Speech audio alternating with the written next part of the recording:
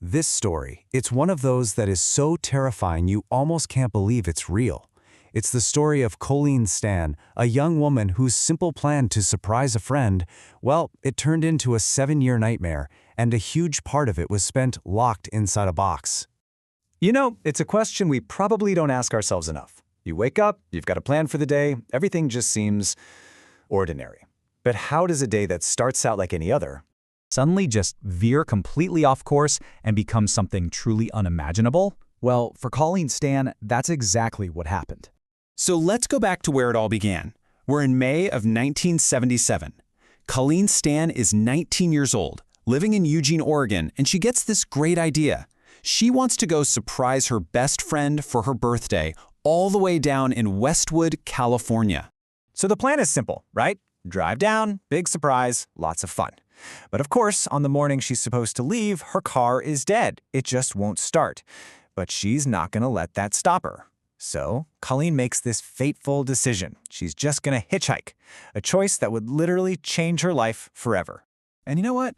At first, it totally works out. She gets a few rides from some long-distance truckers, and they get her all the way to a little town in Northern California called Red Bluff. But now she's got a new problem. She needs to get that last ride east, up into the hills to get to Westwood. She actually turns down a couple of rides that just give her this uneasy feeling. She's listening to her gut. And then another car pulls over. And this one feels different. It feels safe. She looks inside, and what does she see? A young man driving, maybe around her age. And next to him is his wife, and they have a tiny little baby with them. I mean, they look like the perfect harmless little family. And let's be honest, who wouldn't trust them? It's the picture of safety, right?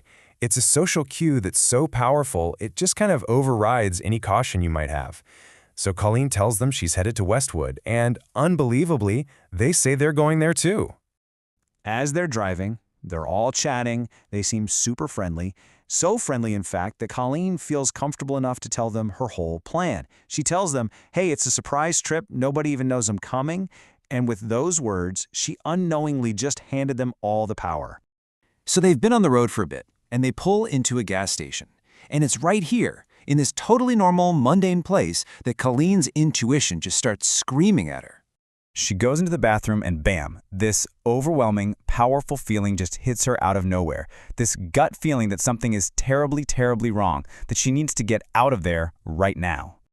The voice in her head isn't just a whisper. It's not subtle at all. It's loud, it's urgent, and it's screaming one simple command: run. But how many times have we done that? Ignored that little voice. We tell ourselves we're being silly, that it's just our anxiety talking. And that's what Colleen does. She pushes it aside and walks back to the car. So she gets back in the car, and she sees something new. Something that definitely wasn't there before, sitting right there in the back seat with her. It's this weird wooden box, clearly handmade. It's got a hole on one side, and on the other, 2 latches, kind of like you'd see on a suitcase. It's odd, for sure, but in the moment, she doesn't think too much about it. Then, the couple just casually says they're going to make a quick pit stop. They want to go check out some ice caves nearby. And just like that, they turn off the main highway onto this lonely, isolated dirt road and pull over next to a small creek. And this is the moment. This is when the trap springs. The wife and the baby get out of the car, they walk down to the creek, and they leave Colleen all alone in the car. So Colleen is watching them, and then she realizes, wait, where's the driver?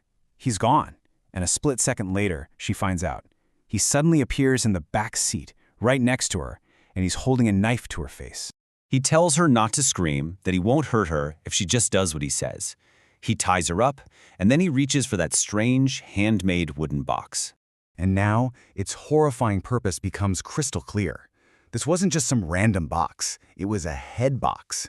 It was meticulously designed and lined with layers of soundproofing material, all for one purpose. He places it over Colleen's head. She can scream all she wants, and no one will ever hear her. Even in this absolute moment of terror, Colleen is clinging to this tiny sliver of hope. She's thinking the wife, the mother, is going to come back, see this, and stop it. But then the woman and her baby get back in the car and do absolutely nothing. The hope just vanishes. With a box over Colleen's head, the family just starts the car and continues on their way, as if everything is completely normal. They weren't going to Westwood, of course. They were heading back to their home in Red Bluff, where Colleen's 7-year ordeal was just beginning. It really leaves you with this deeply unsettling question, doesn't it? I mean, we're all taught to look for signs of safety, a family with a child.